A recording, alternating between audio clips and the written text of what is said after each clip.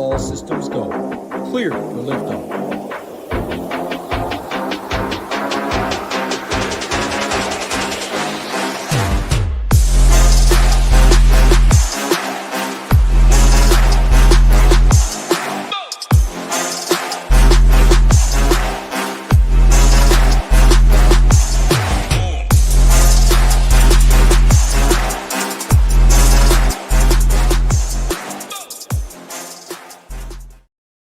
Good morning and welcome to this weekend's NASCAR Quick Hit here for Ship It Nation.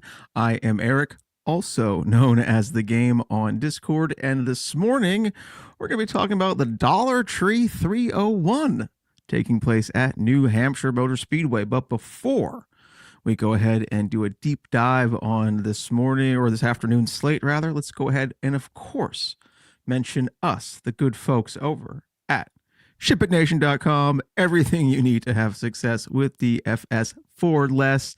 Football season is here, folks. Everybody loves to play football DFS. Now's the time to join the nation. All sports, of course, all sports. That means NFL and college football. It'll be here before you know it, regular season.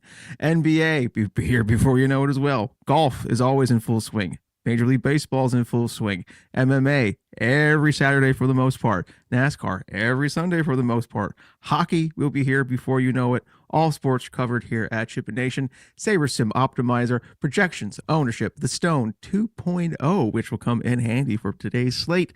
Slate plans, showdown content, Discord access, and education courses by all of the boys. One-stop shopping here at ShipItNation.com. $49 Join Now special. Go to the website, click on join, all the content you need there. 5-day trial, only $19, and that includes Discord access. So not only do you get a 5-day trial of all of our fantastic content, you get a 5-day trial of the community as well. You can't beat it.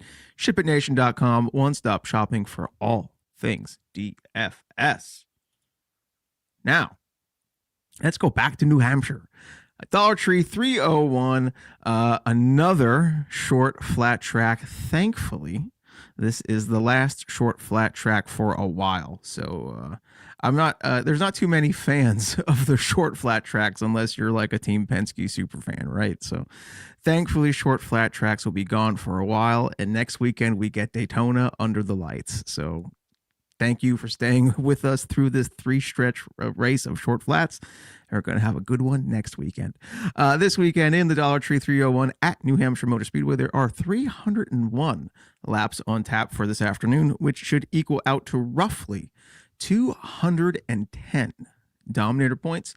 Of course, we will want to target those points, and I'm recommending at least 2 potential Dominators per lineup. At least two. There is the possibility for rain today in New Hampshire. Now, NASCAR has already moved the start time up of today's race. It was originally like a 3:20 green flag drop time. It is now a 2:20 green flag drop time. They moved the start of the race up 1 hour. And Goodyear will provide teams 4 sets of wet weather tires if conditions demand them. We have seen rain tires be used at New Hampshire Motor Speedway before, and to be honest, it was some pretty damn good racing. Would I want to see rain tires today for our DFS purposes? Absolutely not. But as a race fan, I wouldn't hate it because I kind of think today might be a stinker without them. However, looking at the forecast as of, I'm just going to refresh it right now. I'm not going to share the forecast I'm using. I don't want to upset any of the other weather pages out there, so I'm not going to share the data I'm using here. But it seems like we should be okay. With a 2 o'clock or 2:21 green flag drop time, there's only a 15% chance of precipitation, and it really ramps up at 7 o'clock with a 64% chance of thunderstorms. This race should already be wrapped up way before the chance of precipitation skyrockets. So let's hope we don't need the rain tires today, but I figured it was a conversation worth having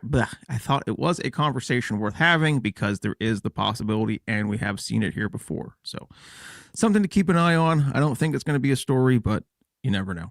TV coverage today is on the USA Network. So USA Network today, and again, 2 o'clock, I think 2 o'clock pre-race show, 2:21 green flag. So it's going to be rapid fire this afternoon. This weekend was also the start. I guess we can go ahead and fire up the stone here. This weekend was also the start or the return, I don't really know what you want to call it, of the 50-minute practice session. No more stupid groups, just 50 minutes of just pure raw practice bliss. I really wish they just would make it 60 minutes and call it happy hour, but beggars can't be choosers. The only true concern, the only true cause of concern in practice was Shane Van Gisbergen did have starter issues. The car did fire up for qualifying, whatever, and SVG had a pretty damn good qualifying run. He qualified 6th. Jordan Bianchi, who is a good NASCAR reporter, he's a good source, right? He's not a piece of junk.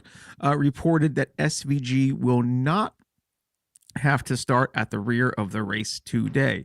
However, I do think it is a situation worth keeping an eye on, and we should know that fairly early in the fairly later on in the morning, considering it's a 2:20 green flag, right? So maybe around 11 or 12 o'clock where we're going to figure out what that situation is. So as of last reporting, SVG will not have to start at the rear of the field. The car seemed fine, but there was a starter issue, and it is worth keeping an eye on. Other than that, however, it was just a practice session at New Hampshire, which means it was fairly boring. But with a 50-minute practice session and with everybody sharing the same track, you can really tell the haves versus the have-nots. And on the Stone 2.0, you're able to sort practice data, which could come in handy for today's slate. So now let's go ahead and break down this starting lineup, and we'll wrap this baby up. We're at 7 minutes right now. I'm going to try to keep it under 20. Let's see how I can do. Let's see here. Tyler Reddick on the pole. This one was a surprise to many. I'm going to be honest. He's kind of just mid at short flats. You can see on the Stone here, he's just, B's on track ranks, B's on the type track ranks. He was very mid in practice, nothing to write home about. And then he came out in qualifying and he put it on the pole. No one expected that in the least. I have to think he will drop through the field eventually, but clean air is king in these next-gen cars. And something to think about, his teammate, Bubba Wallace, looked great in practice, but qualified in the back. Bubba Wallace qualified 23rd, right? So they kind of flip-flopped. Bubba Wallace practiced phenomenal and qualified mid-pack. Tyler Reddick practiced middle of the road, qualified on the pole. So the 2311 cars do have speed. That's apparent. However, Tyler Reddick is very on short flat tracks, and there are some short flat dogs behind him. So do I think he will lead laps during stage 1? Yes. How many laps will he lead? I'm not sure. If they put Bubba Wallace's setup in and it's truly a second place running long distance car, he might lead more laps than you expect, but I still think somebody will swallow him up. But on the other hand, I do think it's worth having some exposure to Reddick today because he is in the catbird seat to start this thing, but just no one expected him on the pole. Outside pole is Josh Berry, who is a lame duck and is hunting for a ride for next year, and he is fantastic at these short flat tracks. Almost won this damn race. I want to say last year he almost won this race. He is fantastic at short flats. It would not surprise me to see him out front. It would not surprise me to see him lead laps. It would sure as heck not surprise me to see him to win this thing. He is a threat today, and he's very budget friendly at 8,200. So Josh Berry, don't sleep on him. What is the Wi-Fi password? That's from my wife. 1 second. I can't say it out loud. Not that it would matter. All right. Hey, we're back. Starting third is William Byron, who also looked fantastic in practice. And we haven't seen a good practicing William Byron, who then followed it up with a good qualifying run in a while. Starting third, right behind Tyler Reddick. I believe Reddick will be starting on the bottom. Also, some good juju in that 24 camp this weekend as car owner Jeff Gordon won yesterday in the IROC race in Washington, D.C. So some positive vibes around that team. Would it surprise me to see Byron win the day? Absolutely not. Next up, Denny Hamlin also looked solid in long run practice. Didn't look the best in single lap when they came out and put it fourth, so that doesn't really matter. Solid all the way around. Priced high at $11K. Would it surprise any of us to see him win today? Nope. Next up, Shane Van Gisbergen. He is starting fifth. We talked about him and his starter issues. Like I said, it appears that they have it repaired and there is no issues, and he won't have to start in the rear, and he'll be keeping his sixth place starting spot. But that is a situation to monitor. Now, should SVG be considered a Dom play? Probably not.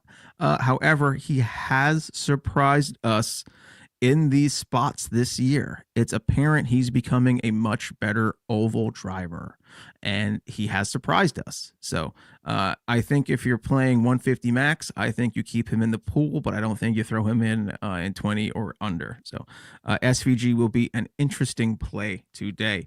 Next up is Christopher Bell. He is a short track god, just like Ryan Blaney. He did not look the greatest in long run practice, but I don't think that's going to be too big of a deal. It's Christopher Bell with Joe Gibbs Racing. So, yep, he's good. Ty Gibbs, he doesn't have the greatest track rank or track type rank. However, he's been fast all season long, and he again looked good in practice. You got to keep him in the pool. Ryan Blaney is probably everybody's top Dom pick. Plus 350 on the books, which is disgusting, but he was ranked 1 in all of the practice stats that matter. It's I feel like Blaney is probably going to be everybody's top Dominator play, and then probably pair him with Reddick or Barry. So I feel like that's going to be a big start for everybody today. Blaney is fantastic at these tracks. Team Penske is fantastic at these tracks. Wouldn't surprise me to see a Blaney stink up show. He does have to pass some cars to do it, and passing isn't the easiest on these short flats in these next gen cars. But if anybody can do it, it's Penske. Last is Kyle Larson. Also looks great in practice. His 30 lap average shows 14th, so I'm assuming he got stuck in like some traffic or something. I don't think that's a true statistic there. 9,500. He charged through the field last week at Richmond, similar track type. He followed that charge through the field by dominating the Knoxville Nationals. And then he followed that up with a 10th place or 9th place qualifying run at New Hampshire. It's been a while since Larson won a cup race, but it seems like he's trending in the right direction. That charge through the field last week at Richmond really tells me something, because it's not like everybody was doing that, right? So I think Young Money's worth a look, especially at only 95. We don't get that luxury quite often. I know he hasn't been on the tip top of his A game, so we gotta enjoy that price while we have it. Alex Bowman's up next, 7,000 on DraftKings, starting 10th. Did not look the best. Did surprise last week, however, so probably keep him in the pool, but I wouldn't go over my head grabbing exposure to him. Erik Jones, he looked great in practice. He has been trending upwards recently, and he's priced right at 6,300. So, yep, I love me some Jones. Ross Chastain, I'll take a shot on him as well. Looked good in middle of the road practice. They need speed. They meaning Trackhouse, need a good day from their team. They have struggled this year. They lost Zilich to the 48. That was announced this week. It's been reported that Ross has said they got to figure stuff out. Like, it doesn't seem like the vibes are good with Trackhouse right now. A good day today by everybody involved would go a lot for that team. So SVG is 5th. Melon Man is 12th, and Zilly is 20th. So they all qualified in the top half of the field. Let's see if they can all stay there. Todd Gilliland and Zane Smith, and I'll just say Noah Gragson right now, they looked straight up awful in practice. So it's a straight up no for me for Gilly and Zane Smith. I think they're going to fall through the field, which is like rare to say. Like normally you don't see that with front row, but they just did not look fast. So Zilly and Gilly, Zane Smith and Todd Gilliland are a no for me this week. Michael McDowell, take a chance on him. Chris Buescher, Chase Briscoe, Ryan Preece in 16th, 17th, 18th. They're a good little pack of drivers in that middle of the pack that I assume will be able to work their way up through the field. Ryan Preece looked good. He was ranked 6th. Briscoe was ranked 10th, and Buescher was ranked 11th, all in the long run. So they have long run speed, which is what you need at a track like this. Noah Gragson, okay, he was ranked 16th in long run, so I probably shouldn't lump him into the slowness of Gilliland and Zane Smith. I still don't know if I have much interest in Noah starting in 19th. It was announced, maybe this was even 2 weeks ago, I forget, but it was announced that he's coming back to Front Row Motorsports, which was very unexpected. So some positive juju for Noah. Like we talked about Connor Zilic already, starting in 20th. He middle of the road in practice. I wish he was cheaper. I probably won't go out of my way to play him, but he does have good vibes around him considering he just got the 48 ride. So if you want to take a shot, if you need a fill-in driver or a driver to take a shot on, by all means. He looked good in the truck race yesterday. I forget if he won the truck race yesterday, but he looked good in the truck race yesterday. So he did get some laps. So I don't mind taking a shot on Zilly. Joey Logano in 21st. Yup, he's fantastic at short flats. He looked fantastic in practice. He's been fantastic on this run. It is the summer of balding Joey Logano, and I will take him all day at 21st. Gimme. Hocevar up next. My man's been kind of shit in the bed lately, to be honest with you. Well, he looked okay in practice, I guess. I don't know. No, probably not. 22nd in the 30. But hey, you know what? If I don't get the upside to Hocevar is we have speed. We have seen speed from him practically all season long, and we know that car is probably faster than the $7,200 price tag shows for it. And it really wouldn't surprise any of us to see him pull the top 10 out of him, but he's kind of been roughing it lately, and we'll see if today at New Hampshire brings it back. Bubba Wallace up next. We talked about him with Tyler Reddick earlier. He's $8,000 at starting 23rd. He looked fantastic in practice. If the 2311 car that should have qualified on the pole is Bubba Wallace, and the one who did is Tyler Reddick. So Bubba, if practice is to be believed, he should be able to work his way through the field. He has great track rank. He has great track type rank. Good on short flats. Not the greatest here at New Hampshire, but the sample size is small. They only race here once a year. So it's like 3 races. So small sample size. So yes, on Bubba Wallace today. It's lining up to be a good day for him. Let's hope he can work his way through the field. Next up is the Dinger. I'm gonna have to take a pass. Brad Keselowski, I think, will get a lot of love today, but I don't know. He scares me. He's burned us so many times. So I don't mind if you take a shot on him, but it's not a play I love. A play I do really like is Austin Cindric, Team Penske. Middle of the road in all practice, ranked 9th in the 30. His teammates are just dogs at short flats, right? They're just fantastic. So yeah. All the Team Penske and their affiliates, which is Josh Berry. So yeah, all the Penske today. Riley Herbst and Austin Hill in 27th and 28th. No. No. I could almost.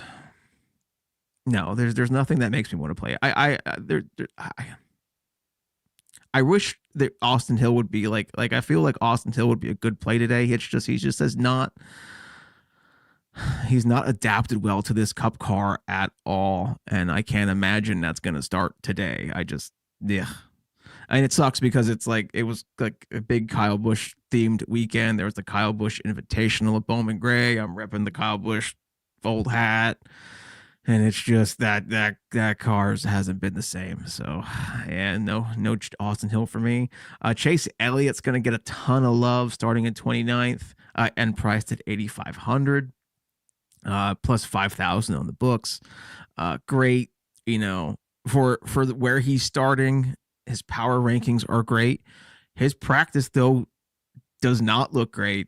So if you're looking for a pivot off chalk, it might be Chase Elliott. I mean, I'm not saying he can't get it together and have a great day. He's obviously set up for a great place differential day. It's Chase Elliott and Hendrick car, right? He should be able to pass cars.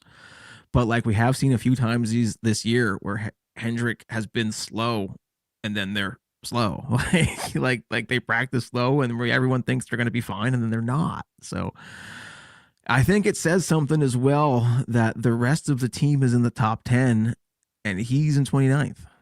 So if you're looking for a pivot, I'd be Chase. Ricky Stenhouse Jr. No interest in here. John Hunter Nemechek. Yeah, I'll take a shot. He looks terrible in the power rankings. But his practice looks okay for the spot he's in, and his teammate, that Jones boy, looked good. So yeah, I'll take a shot on John Hunter. Cole Custer and Ty Dillon, no and no. Austin Dillon, he's done well at the past 2 years, meaning 25 and 24 at Richmond. So that always has me put him in the short flat player pool, but he didn't look great in practice, and I don't think he's going to storm his way up through the field. Who looked really good in practice and starting back here is mi amigo, Daniel Suarez, ranked 13th in the 30th, and then just qualified like trash with a 35th place qualifying effort. That car, it should be faster than 35th. So, if there's long green flag runs, which there normally is at New Hampshire, mi amigo should be able to work his way through the field. And starting dead last is Cody Ware at $4,800. Is he the only 40? Yep. Dirt cheap at $4,800. So, all right. Hey, that is your starting lineup for today's Dollar Tree 301 at New Hampshire Motor Speedway. As always, if you have any questions concerning any drivers on the slate, please feel free to drop me a message in Discord. I'll be in there all day because I'm covering Major League Baseball for the boy today, or rather for my boy today, for us at Chip It Nation. I'm covering Major League Baseball data today, I should say. So I'll be the one making sure all the starting lineups are correct. So I will be in Discord for the majority of the day leading up to green flag. So if you have any questions, please feel free to tag me. And we're at we'll probably be at 24 minutes when we wrap this up, and we started this starting lineup at 7. So, hey, we're getting there. All right, that's all for today. Good luck in your slates. And next weekend, we have Daytona. Daytona next weekend to wrap up the regular season, and it's going to be awesome. All right, good luck, everybody. And as always, let's ship it.